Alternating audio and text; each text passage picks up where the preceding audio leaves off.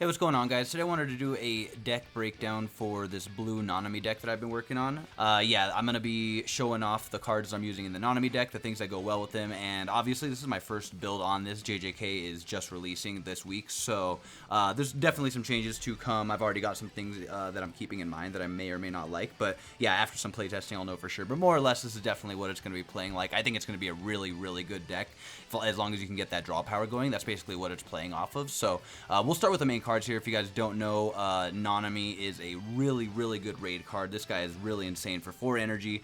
If you have 15 cards or less in your deck, that's basically what you're doing with this deck, is trying to get down to 15 as soon as possible. Once you hit 15 or less in your deck, this card becomes a 5k impact 1, damage 2, and again, you can raid him out as well, so you can play him out that turn and swing with it, which is really nice. And he also has an amazing when sidelined ability that applies at any point in the game. You place the top 2 cards of your deck into your sideline, and you get to rest one of your opponent's characters, so you can like defend with this guy and then rest somebody who was about to attack you after this guy gets sidelined, allowing you to, you know, save more lives and stuff. So he's really, really good, as well as filtering your deck down as well, just straight up through that. He's also got his own special trigger, which I love this card so much. I think it might be one of the best specials that we have in Union Arena right now. Especially compared to like the Itadori one. I don't know, I really like it. Ratio Technique Collapse, costs 4 energy. If you don't have a Kento Nanami on the field, it allows you to still target a 5k, and your opponent chooses if it goes on top of their deck or on the bottom of their deck. And then if Nanami's on the field, you get to decide, and of course you're going to be bottom decking, which is so good because in this deck there's not really like in this game right now there's not really like a full deck search, so if it goes onto the bottom of your deck, you are not getting that card back for a while. On top of, you know, cards coming back from the sideline is a thing in the game, so yeah, bottom decking is going to be so good, especially compared to like and then I was going to say, even if Nanami is not on the field and they put it on top of their deck, that's, you know, removing a draw from them essentially, which is going to be so strong. Compared to, like, I think Yuji's is the exact same as this, except if Yuji's not on the field, it goes back to their hand. So, you know, one extra step, you take a draw away from them, it's going to be really nice. Still target to 5k. But yeah, this is really good as long as you've got a Nanami somewhere on the field. And your Nanamis that you're going to be playing with are, of course, your 0-drop 1500 at this card to hand. Pretty standard for your 0-drop raids. You've got this 3-drop Nanami that I'm on the fence about. I've got him at 2 right now. I feel like he's going to be more of a, I don't know, really just getting those last few into my sideline. If I'm, basically what he's doing is you sideline the top card of your deck when he attacks, and you get to minus somebody on your opponent's field by 1,000 as long as they're above 15. So that's really good for getting like a 5 or a 4k down to, you know, non-defending status, non-blocking status. And again, I don't know, it's really risky just sidelining the top card of your deck without knowing what it is. But if you're at like 16, 17 cards and you know that he can, you know, get you that one extra card into your next turn to be at 15, that's going to be huge. So yeah, I've got him at 2 right now. There's so much draw power in this though that I wouldn't be surprised if I end up taking him out. The other Nanami that we have is this really, really strong 4-2 action point Nanami. He's a color trigger, so keep that in mind. The other color trigger in blue right now is Yuji, so you have to choose between the two as far as 4-ofs. But yeah, this guy's really good. He also has a below 15 cards in your deck ability. He gets impact. But I love his when played. You get to place 7 cards from your sideline into your removal, and if you do, you draw 3 cards. So freaking strong. So yeah, with the amount of like sidelining that we're doing through drawing and stuff that you're going to see with the cards, this is going to be a great card to play to get 3 draws out of your deck. It's going to be so nice. But yeah, he's going to be a really good card. And then again, these are all going to be raid targets as well. Also, I should mention, I don't really love the blue color trigger, but it could come in handy. You get to choose one of your opponent's cards with 3,500 or less and bounce it back to their hand.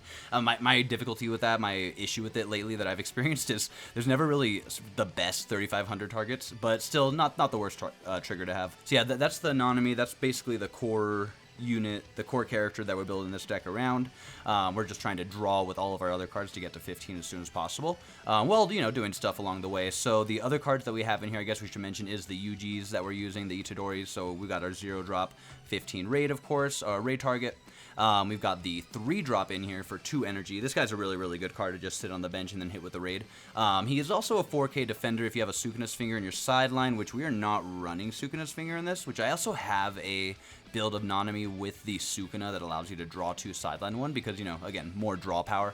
But I've got so much other draw options than this. I wanted to try this out with the other Yuji raid target. So yeah, no Sukuna's Fingers, which again, I've got a whole nother build that I'm going to show you guys actually in this video, because I think with Sukuna's Fingers and the starter deck Sukuna, that could be a good combo with Nanami to get more draws in. But still, there's a lot more options outside of that. So yeah, we have the Yuji here, 2 energy to sit on the bench, get us energy, and raid target for Yuji, as well as a really, really good trigger, the 3k buffer. The next Yuji that we have, so the only other really option is the Sukuna Finger Search, which we're not going to run, obviously, and then the color trigger, which I'm not running because it doesn't have Sukuna's fingers, and we have this guy instead. So yeah, Yuji's definitely kind of like the sideline helper in this, but one of the reasons I have those is because I have the raid target, which I think will be really good, which is a bounce back for 4k. Choose one of your characters when played on your opponent's field and bounce it back to their hand. I think this will be really good. Just more pressure throughout the game. I got a whole nother build that I'm going to try out, but in the meantime, this is something I want to test out. Could be really good for just pressuring your opponent and helping us get down to 15 while doing stuff while we're trying to get down to 15. But the next big cards that I really like in this are going to be the event cards. So I threw in 4 of these Slaughter Demons. Yeah, again, Yuji will probably get swapped out for this. He's definitely up in the air, but Maki is going to be a really, really good character for this deck. So we'll start with Accursed Tools because this is what she's based around. We've got this really good Slaughter Demon card. It just allows you to buff somebody for 2,000 and then draw a card as well. Really, really good. But one of the reasons we're running that is because of Maki Zenin here. So 1 of 2 cards. This card's really good. I don't know how often this first ability will come into play during your opponent's turn. If you have that Cursed Tool or one other one in your sideline that's available, but I like this one a lot more. If it's in your sideline, this character will be a 3k on your opponent's turn. Either way, we love the when played from this character. You get to look at the top 2 cards of your deck, and you get to choose one to add to your hand or place into your sideline. Again, let's say one was a Sukuna's Finger, and we were running Sukuna's Fingers. That could be really good, but there's probably going to be situations where we'd have 2 really good cards that we have to sideline. But either way, builds up the sideline and adds a card to our hand, all when played. Really, really good. And gets us closer to 15. And then I really like this Maki Zenin here. If you have a Curse Tool in your sideline, or I should also mention, sorry, there's another part of this which I'm sure will come into handy. You either need a Curse Tool, or for this character, 4 or more event cards in your sideline to get that ability, which we have some event cards right here. We have a good amount. This one is a Curse Tool, or also 4 or more in your sideline, and she will become a 4k all the time on your opponent's turn, your turn, whenever. Just a straight up 4k, as well as being a double energy generator for 3. I really like this card. I might end up getting this up to 4 somehow. We're gonna see. Yeah, I've got 3 ofs right now for those. And then yeah, that's basically what we're doing with the Makis. We also, I should mention the last character cards here. We've got our draw Nobara as well as our bounce back Nobara. I might mess around with this. I might, I feel like this might be a deck where you run the 4 combo here, where you're trying to bounce back and draw on sideline as much as possible. But I don't want to do a bunch of bounce back stuff because we have a lot of good event cards down here to play for draw. You know what I mean? Again, a lot of experimenting to do with this deck, but all in all, it plays really well. The last really, really strong event card that I love, if you also don't know, Domain Expansion, this is just our get 1 action point back.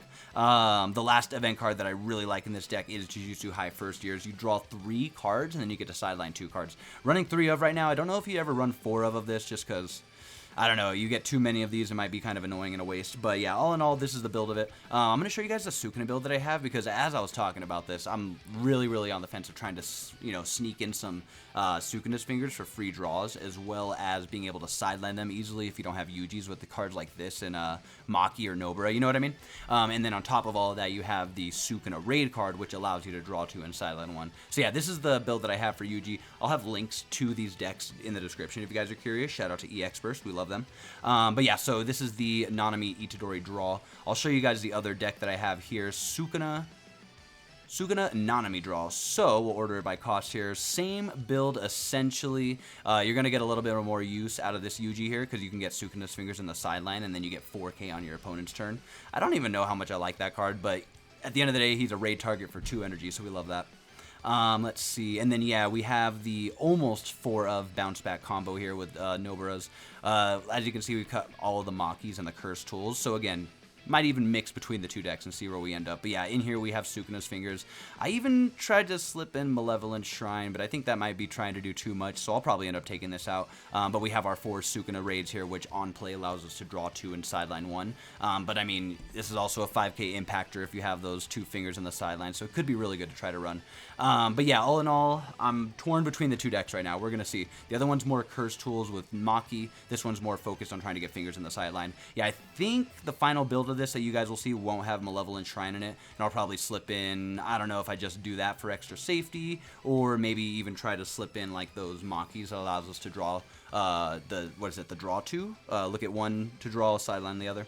could be a really good card to run. But yeah, all in all, those are the 2 decks. Let me know what you guys think is going to be better. Let me know what changes you guys would suggest. I think Nanami is going to be a pretty top tier deck as long as you can get to the 15 fast enough. But even then, him just being out before the 15 and having that Wench sidelined ability is going to be really, really top tier. I think this is going to be an amazing card. I think people are going to be cooking with this guy. We're going to see. But also, Sukuna, oh my god. Sukuna, even though there's the little temporary ban, I think those Sukuna decks could look pretty crazy.